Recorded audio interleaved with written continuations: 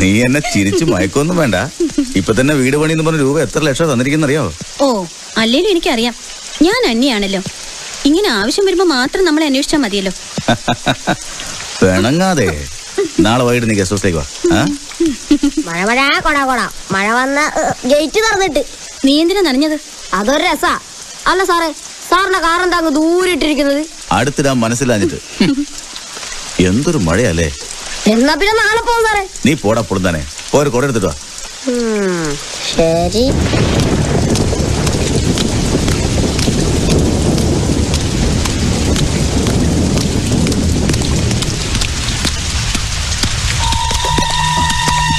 ആരാണത്?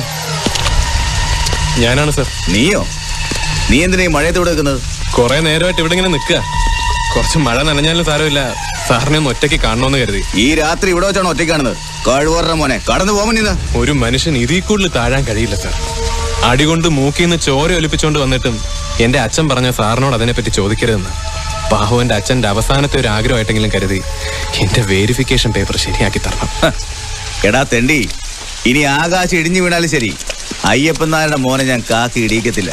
സാർ, അള മുട്ടിയാ ചിലപ്പോ ചേരയും കടിക്കും. എന്താ നീ എന്നെ ഭീഷണിപ്പെടുത്തണോ? എന്താ? അയ്യോ അല്ല സാർ, ഞാൻ എന്റെ അവസ്ഥ പറഞ്ഞതാ. കോടീശ്വരന്മാരായ നിങ്ങൾക്ക് പട്ടിണി എന്താന്ന് അറിയില്ലല്ലോ, പാവപ്പെട്ടവരുടെ ബുദ്ധിമുട്ടും അറിയില്ല. അതൊക്കെ ഒരുപാട് അനുഭവിച്ചതാ ഞാൻ. അതുകൊണ്ട് ന്യായമായിട്ട് എനിക്ക് കിട്ടേണ്ട ജോലി കിട്ടിയേ പറ്റൂ സാർ.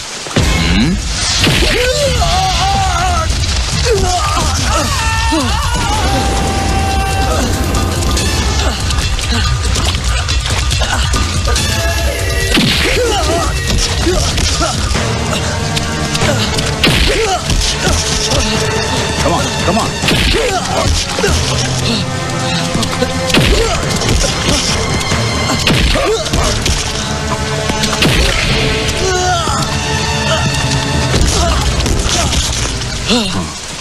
മോനെ കഴിവറ മോനെ, ഒന്ന് കുഴിച്ചു മൂടി ഞാൻ.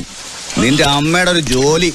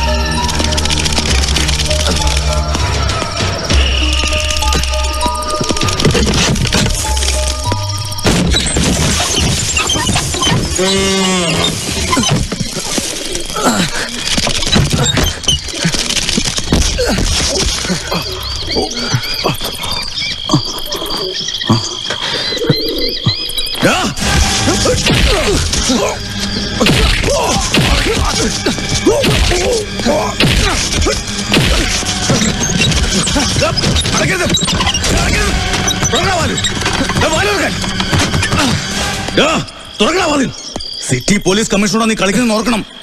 ഇപ്പൊ ഞാനാ തന്റെ പോലീസ്. ഇവിടെ കിടന്ന് അലറിയിട്ട് ഒരു കാര്യമില്ലടോ. ഒരു പൂച്ചക്കാലം കേക്കില്ല.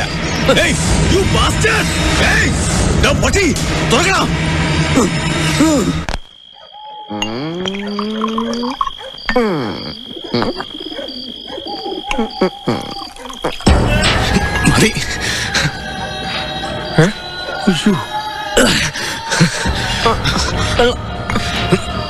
എന്റെ അമ്മോ, ഇതെന്തോ റെഡി? എന്റെ കൈയും കാലും ഒക്കെ വിറയ്ക്കുന്നു. ഒരു ധൈര്യത്തിനാ. സിറ്റി പോലീസ് കമ്മീഷൻ ഇപ്പൊ നമ്മുടെ കസ്റ്റഡിയിൽ. എനിക്ക് അങ്ങോട്ട് വിശ്വസിക്കാൻ പറ്റുന്നില്ല.